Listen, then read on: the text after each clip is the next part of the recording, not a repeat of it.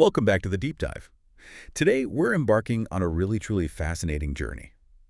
So let's just dive right into this. Have you ever been somewhere and noticed just a striking diversity in people's appearances, almost like a beautiful living mosaic moving all around you? Mm. That's Croatia. Imagine strolling along Split's famous Riva Promenade at sunset. You might see someone with, say, sandy blonde hair and ice blue eyes laughing with friends. Right. And then, just a few steps later, maybe a family member right beside them with dark, curly hair and that sun-kissed olive skin. It's a very common sight. Or picture a bustling market in Zagreb. You might see a father whose skin is glowing golden from the summer sun, while his daughter has these, rosy, pale cheeks. Absolutely. It really makes you wonder, doesn't it? What makes Croatia look like this? It's not quite purely Mediterranean, not entirely Slavic in the way some might expect. No, it's definitely something else. But something vivid, something wonderfully, uniquely blended. That's the central mystery we're really hoping to unravel today.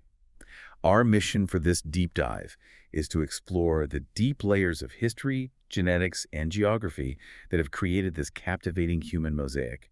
We want to move beyond any easy stereotypes and truly appreciate this complex, beautiful blend. That's a powerful and, I think, spot-on observation. It highlights something immediately visible when you visit. Croatia is indeed a place where, well, every face tells a story. Yeah. And often it's a story of millennia of human movement, cultural exchange, and really diverse genetic mixing. It's truly a rich tapestry just waiting to be understood. And it speaks volumes about the country's unique position in the world. Absolutely. And right from the start, you notice Croatia is a country of just stunning natural contrast. You've got this long, intricately carved coastline, hundreds of islands dotting the shimmering Adriatic, towering mountain ranges cutting through the landscape, and then these expansive plains further inland. Each region, from the spirited Dalmatians on the coast to the historically rich Istrians in the west and the continental Slavs in the north and east. They all seem to hold their own distinct look. They really do. It quickly becomes clear that Croats are not one face, they are many. What's truly foundational here, I think, is Croatia's unique geographical position. It sits precisely at this pivotal crossroads where the Balkans meet Central Europe and the Adriatic Sea. Right, that meeting point. Think of it as a historical superhighway, basically. For millennia, this wasn't just a place of beautiful scenery. It was a magnet for empires and migrations. Powerful influences from the Roman Empire, the ancient Illyrians, the early Slavs, the seafaring Venetians, the expansive Ottomans, and the sophisticated Austro-Hungarians. They've all left these indelible genetic footprints. Wow, so many layers. Exactly. These weren't just political borders on a map. They were vital pathways for people, for ideas, and crucially, for genes to mix and spread across the continent. That really created the foundation for the diversity we see today. So we've laid this incredible historical and geographical groundwork, painting a picture of these, ancient movements. But how exactly does modern science confirm all this millennia of migration and mingling? Yeah. This is where genetic studies really shine, right? Giving us this profound peek into the past. What can these studies tell us about the ancestral roots of the Croatian people? It's quite remarkable, actually. Genetic studies provide really compelling, tangible evidence. When we talk about genetics in this context, we often refer to haplogroups. Haplogroups, okay. Yeah, think of a haplogroup as a sort of genetic signature, a kind of ancestral fingerprint passed down through generations, often through the Y chromosome for men or mitochondrial DNA for women. Got it. Like a family tree marker. Exactly. These signatures tell us stories of ancient journeys and where our ancestors originated. For instance, one significant finding is that more than 75% of Croatian men descend from what we call Old European lineages. Old European. So predating some of the big migrations we think of. Precisely. This means their genetic story began with the hunter-gatherers and early farmers who populated the continent long before many of the later, more famous migrations. Beyond that, many Croatians also carry haplogroups that arrived via a distinct southeastern migration during the Neolithic period, bringing new genetic threads into that existing tapestry. Okay, so waves upon waves. Waves upon waves. And when we zoom in on specific Y chromosome data, we see fascinating patterns. There's a relatively high frequency of a particular genetic marker. It's called haplogroup E1B1BV13. Okay, bit of a mouthful. It is, but it shows up quite strongly in southern islands like Vis and Malut. This marker is often associated with ancient Balkan populations. But interestingly, we also see it pop up in central areas like Varaždin. In some of those island populations, it can reach up to, say, 15–18%. This isn't just letters and numbers, it's evidence of deep, ancient connections and movements. That's incredible, seeing that link between the islands and inland areas. hmm Meanwhile, as you move towards the western and northern parts of the country, you start to see more mixing with Central and Western European genetic profiles. This indicates different migration routes and, intermingling over time. We also find moderate amounts of other haplogroups like J2 and G2A, for example. These are particularly prevalent in coastal and island populations, often linked to the spread of agriculture from the Near East. So it paints a really varied picture regionally. Absolutely. What this wealth of data clearly reveals is that Croatia isn't genetically uniform. Not at all. The South Islands have one distinct genetic profile, the Northwest another, and the continental interior yet another. This complex genetic landscape is a direct reflection of Croatia's position as that historical crossroads we talked about. It truly proves that the Croatian look was never just one thing, but a dynamic, evolving blend over millennia. That's a staggering amount of genetic information. Really incredible for understanding history and human movement. And this is where it gets really interesting for me, connecting the science back to what we actually see. Right. What do these deep genetic and historical layers actually look like on people today? Let's talk about the specific tangible features you might observe walking through Croatia. Okay, visually, the diversity is indeed striking. Let's start with eyes. Brown eyes are very common across the country. You'll see them everywhere, particularly in coastal and southern regions. However, green and blue eyes definitely appear, though maybe less often overall. But they are visibly present, especially in regions in the north and inland. So if you're in Split and Dalmatia, you'll generally see more brown or hazel eyes, a kind of visual echo of those ancient Mediterranean populations. Right. But venture to continental areas like Varaždin or Slavonia, and lighter eyes, often linked to later Slavic migrations, seem to appear more frequently. Interesting. And what about hair? Hair also shows a wide and captivating range. Dark brown and black hair are strong characteristics along the coast and in southern Dalmatia. Again, that's likely a nod to those ancient Mediterranean and Illyrian roots. Makes sense. But if you move to inland northern Croatia, you'll find a noticeable presence of blonde or ash blonde shades and lighter browns. That reflects the influence of Slavic and Central European genetic contributions more strongly. And texture. The texture tends to be predominantly straight, or maybe slightly wavy. Curls are less frequent overall, but they're certainly present, especially in individuals with perhaps more mixed heritage or in some southern and island populations where older lineages persist. Okay. Skin tone must vary a lot too, especially with the coast and mountains. Oh, absolutely. When it comes to skin tone, it truly varies. You'll see those olive or golden complexions, particularly in the sun-drenched Adriatic and Dalmatian islands. Yeah, that coastal glow. Exactly. And then it shifts often to a medium pale in the continental north. Factors like sun exposure, altitude, and even regional isolation over centuries all play a significant role here. Coastal populations generally tan more readily, partly adaptation, partly just more sun, whereas those in mountainous inland areas often remain lighter skinned. And facial structure, does that show regional differences too? Facial structure offers another layer of insight into this mosaic, definitely. In many coastal towns, you might observe sharper, more angular features, things like high cheekbones, maybe a narrower jaw. Again, a characteristic often associated with long-standing Mediterranean populations. In contrast, in some mountainous inland areas, faces might tend to be a bit more rounded.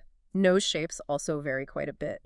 You'll see straighter noses more often in northern and inland parts, while more aquiline or gently curved noses seem common in Dalmatia and Istria.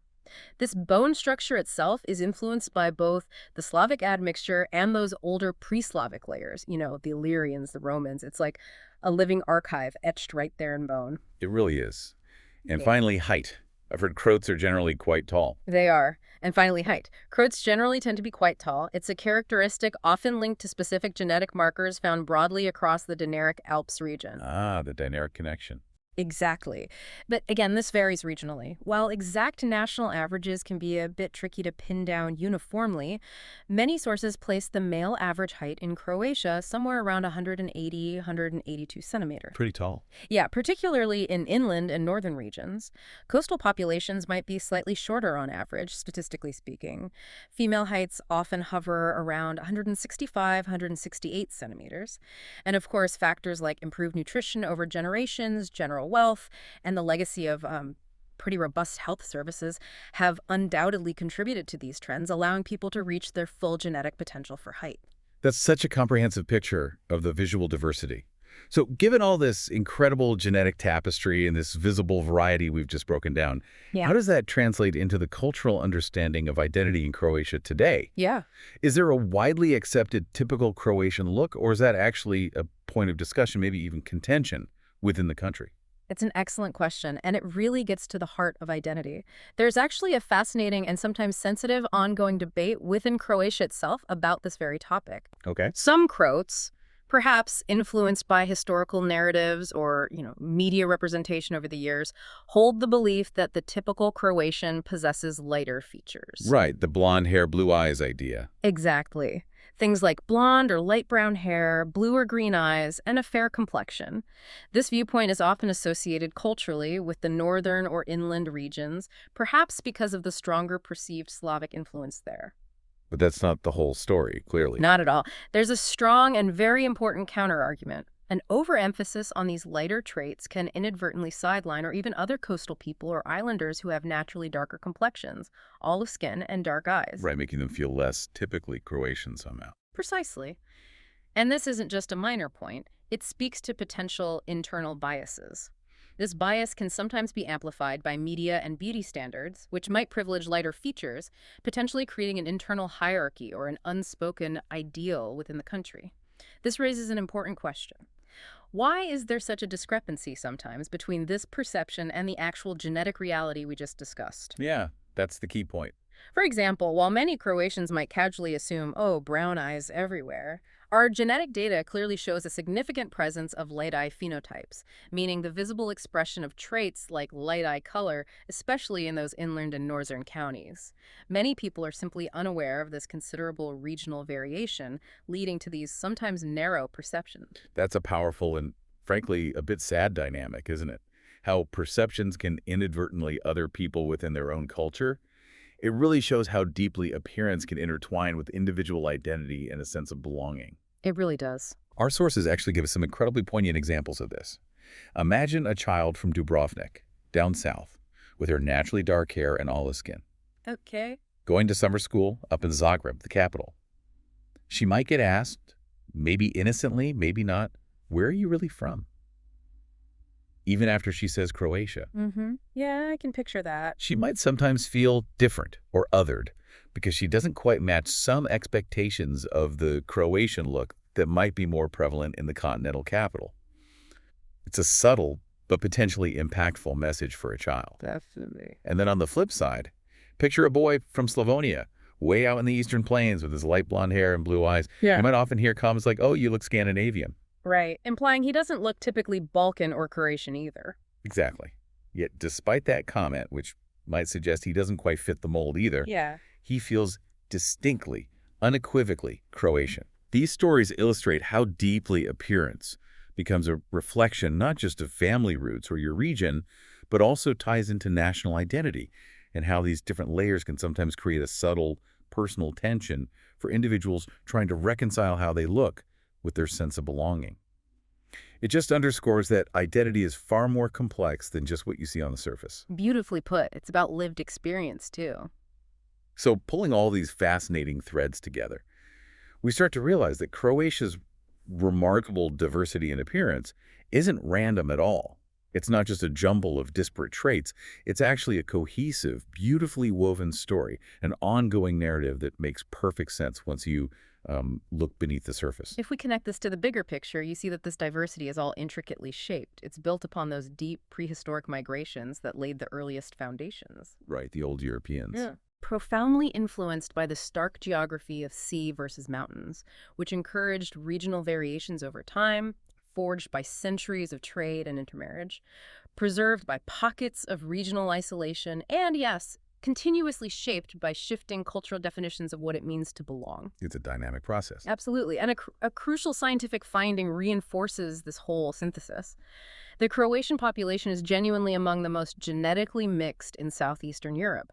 And this isn't just recent immigration, like in the last few decades. No, this is deep history. This is a legacy spanning centuries, millennia even, of overlapping migrations. We're talking about ancient waves of Neolithic farmers, Bronze Age peoples, the significant Slavic expansions, and then further influences during the Ottoman period and under Venetian rule.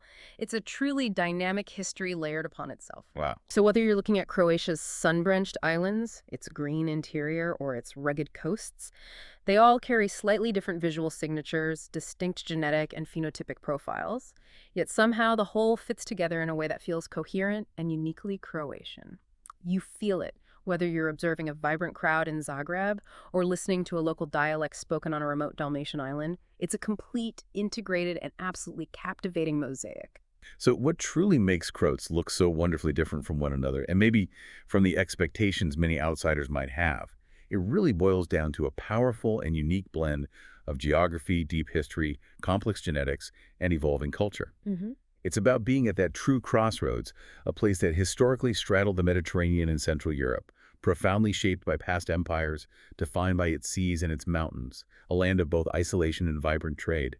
Ultimately, Croatia is not one look. It's many looks, a multitude of faces, each telling its own rich story, but all held together by shared identity, a common language, and a fascinating complex history. And this incredible diversity we've explored today, I think, is truly a testament to human resilience and adaptation across millennia. It's a living example of how people move, connect, and thrive in diverse environments, constantly evolving and blending, creating something entirely new and beautiful in the process. That's a profound thought that really puts things into perspective, and it leaves us with this to consider maybe, next time you meet someone, or even just glance at a face and find yourself immediately making an assumption about their background based purely on their appearance. What layers of deep history and migration might you be completely missing? That's a great question to ask ourselves. Yeah. So for you, our listener, next time you travel or perhaps meet someone Croatian, maybe don't assume you know their appearance beforehand. Instead, try to notice the subtle regional differences, the varied hair colors we talk about, the coastal glow versus the inland paleness. Most importantly, just appreciate the astonishing diversity. We encourage you to share this deep dive with someone who might think appearances are fixed, or maybe take a moment to consider your own experiences. Did you expect Croatians to look a certain way? Were you surprised by the regional differences we've uncovered today? Because the more we truly see, the less we stereotype, and the richer our understanding of the world and ultimately each other becomes.